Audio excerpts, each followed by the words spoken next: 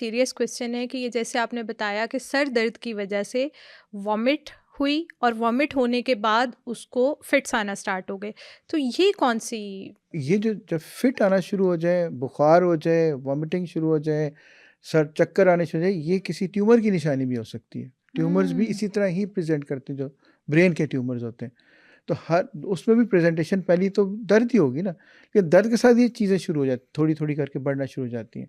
सो मैं सिर्फ़ यही कहता हूँ कि ज़रूर घर में जो दवाइयाँ पड़ी हैं वो खाएँ, ज़रूर घर के टोटके इस्तेमाल करें, जो भी आपको बताया जाता है वो करें, लेकिन एक हद से ज़्यादा आपको पता लग जाए अब मेरे से ये कंट्रोल नहीं हो रही, ज़्यादा हो रही है या मुझे कोई और मसले शुरू हो गए हैं, तो वो ज़्यादा जितना आप उसको लटकाते जाएँगे, उस डिज़ीज़ को डायग्नोज़ करना मुश्किल होता जाएगा और उस डिज़ीज़ का ट्रीटमेंट और मुश्किल होता जाएगा। तो प्रॉपर बिल्कुल ज़रूर जी। किसी बंदे से राय ले लेनी चाहिए। अब हम उस ऑडियंस की बात कर लेते हैं जो बहुत अरसे से सेम पेन बियर कर रहे हैं लेकिन डॉक्टर तक नहीं आते हैं। वो कहते हैं नहीं जी ये दर्द ही है ना, थोड़े टाइम बाद ठीक हो जाएगी, कोई मसला नहीं है। तो उन लोगों को आप क्या मैसेज देंगे? एक हद तक वो तो बर्दाश्त कर सकेंगे। लेकिन वो देखिए पहले 1 गोली थी, फिर 1 की 2 हुई, 2 की 3 हुई, 2 3 की 4 हुई। अल्टीमेटली फिर उनको और मसले शुरू हो जाएँगे। उनकी हुँ, मैदे से लेके, गुर्दों से लेके जिगर तक हर चीज़ ख़राब होनी शुरू हो जाती है। हुँ, तो मशवरा यही है कि आप 1 गोली तक महदूद रहें। आप खा के देखें, अगर आपको महसूस हो कि मुझे आराम नहीं आ रहा, तो करीबी डॉक्टर के पास चले जाएँ, मत किसी स्पेशलिस्ट के पास जाएँ। जो भी आपके मोहल्ले के डॉक्टर हैं, उनसे जाके टेस्ट करा लें, एक दफ़ा चेक तो कराएँ कि मसला क्या है। तो हुँ, ये कोई ऐसी कोई रॉकेट साइंस नहीं है कि हर दर्द के लिए आपको किसी स्पेशलिस्ट के पास ही जाना पड़े। लेकिन हुँ, अगर डायग्नोज़ बाज़ लोगों को सिर्फ़ इसलिए दर्द हो रही होती है कि उनका ब्लड प्रेशर हाई होता है। तो अगर हुँ। आप ब्लड प्रेशर कंट्रोल कर लेंगे तो दर्द खुद ब खुद खत्म हो जाएगी। तो दर्द की सोर्स का पता होना ज़रूरी है। अगर सोर्स कंट्रोल हो जाएगा तो दवाइयों की तो ज़रूरत ही नहीं रहेगी।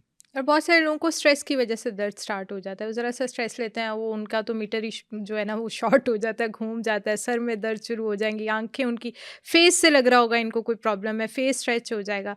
तो ऐसी सिचुएशन में उनको स्ट्रेस मैनेजमेंट के लिए क्या करना चाहिए एंड देन उसकी पेन रिलीफ़ के लिए क्या करना चाहिए? स्ट्रेस मैनेजमेंट तो पर्सनैलिटी टाइप है ना, बाज़ लोग अपने स्ट्रेस को मैनेज नहीं कर सकते। लेकिन मैंने ये देखा है कि अगर आपकी फ़िज़िकल एक्टिविटी थोड़ी-सी अच्छी है, अगर आप वॉक कर लेते हैं, अगर आप चल फिर लेते हैं और आपकी पानी की मिकदार, ये देखिए पानी बड़ी ज़बरदस्त चीज़ है। हुँ, पानी की मिकदार अगर आपकी ठीक है, हेल्थ ओवरऑल बेहतर है, तो ये स्ट्रेस मैनेजमेंट खुद ब खुद हो जाती है। हुँ, ख़ास तौर पे वो जो लोग सोशल हैं, जो हुँ, लोग लोगों से मिलते हैं, सोशल से मुराद सोशल मीडिया नहीं है, हुँ, सोशल से मुराद लोग हैं, जिनके दोस्त अच्छे हैं, जिनकी फ्रेंड्स अच्छी हैं, जिनकी फैमिली में उनको थोड़ी-सी सपोर्ट मिल जाती है, ये दर्दें ठीक हो सकती हैं। लेकिन अगर किसी को खुद से स्ट्रेस बर्दाश्त करने का शौक है या आदत है, तो वो तो जब तक खुद कुछ नहीं करेगा, बाकी तो कोई भी उसके लिए कुछ नहीं कर सकता। हमने सर की तो बात कर ली, अब थोड़ा उससे नीचे आ जाते हैं, तो ये शोल्डर्स में भी बड़ी पेन होती है। इसमें तो मैं अगर आपको अपना पर्सनल एक एक्सपीरियंस बताऊँ तो कुछ टाइम के लिए मैं ज़्यादा टाइम घर नहीं बैठ सकती। मैं अगर घर बैठती हूँ, घर में मेरे वो इतनी एक्टिविटी नहीं होती, घर के काम वगैरह मैं ज़्यादा करती नहीं हूँ, तो उसकी वजह से ऐसा टाइम आया था कि मेरे शोल्डर्स दोनों फ्रीज़ हो गए थे। इवन मैं जब सो के भी उठती थी, अच्छी मैं नींद पूरी करती थी, लेकिन जब मैं उठती थी उसके बाद मुझसे ये बाजू इतना सा भी ऊपर नहीं होता था कि इतनी पेन होती थी, मेरे पीछे सारे ये स्ट्रेच हो गए थे शोल्डर्स जो है। तो ये कौन-सी पेन है? मेरे पास बेशुमार मरीज़ आते हैं शोल्डर पेन के साथ, जो हमें अपना डायग्नोसिस ये सुनाते हैं कि मेरा जी फ्रोज़न शोल्डर हो गया। हुँ, अब ये बात याद रखने की है तमाम लोगों के लिए कि हर शोल्डर की दर्द फ्रोज़न शोल्डर नहीं होता। हुँ, लिहाज़ा फ्रोज़न शोल्डर का इलाज, अगर आपको फ्रोज़न शोल्डर है ही नहीं है, तो आप फिर जितना मर्ज़ी इलाज कराते रहेंगे उसका फ़र्क नहीं नहीं पड़ेगा। पड़ेगा। इसलिए कि वो फ्रोज़न शोल्डर ही नहीं है, इसको प्रॉपर डायग्नोज़ करना ज़रूरी है कि फ्रोज़न शोल्डर है कि नहीं है। अब अगला आप सवाल ये पूछेंगे कि कैसे पता चलेगा कि ये बिल्कुल, फ्रोज़न शोल्डर है कि कोई बिल्कुल, और चीज़ है। बिल्कुल। अल्लाह ने बेसिकली जो शोल्डर है उसको बॉल एंड सॉकेट जॉइंट बनाया है। बॉल एंड सॉकेट का मतलब ये होता है कि एक बॉल है, उसके ऊपर एक बिल्कुल, सॉकेट बनी हुई है। सॉकेट बनी इसमें हुई ये मूव करता है मूव करता है, और इसके एग्ज़ैक्टली। अंदर एक लुब्रिकेशन मटेरियल होता है, जैसे मैंने पहले कहा था सर्दियों में ये जमना शुरू हो जाता है। हुँ, तो बाज़ औक़ात इसकी झिल्ली में सोज़िश हो जाती है। हुँ, अब हम जो शोल्डर पेन के जो पेशेंट्स हैं उनको हम 3-4 सवाल पूछते हैं, जो हुँ, तमाम हमारे सुनने देखने वालों को भी सोचने चाहिए कि वो सवालों के जवाब क्या हो सकते हैं। मसलन जो फ्रोज़न शोल्डर का पेशेंट होगा, वो अपनी कंघी नहीं कर सकेगा।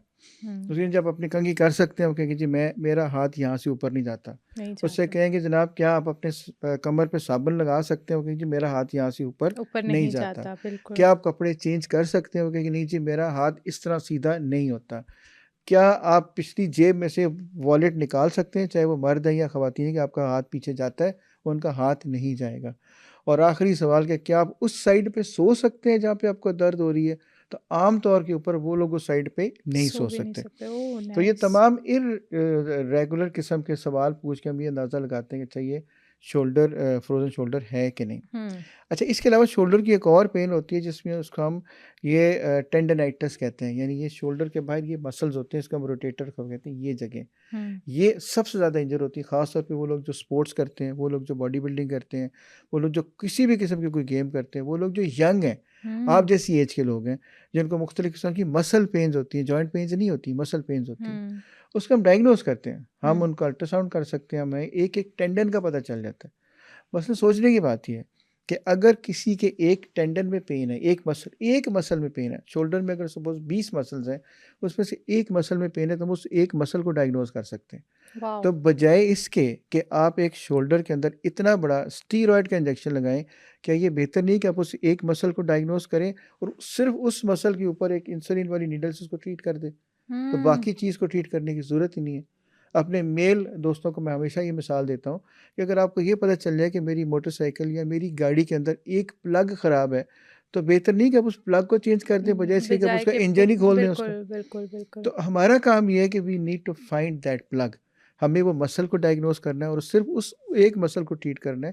यही काम हम घुटनों में भी कर सकते हैं, यही काम हम हिप में भी कर सकते हैं। यही हुँ, काम हमारे पास जो कॉक्सिडेनिया के यानी वो दुमची की दर्द वाले लोग आते हैं, उनके साथ भी कर सकते हैं।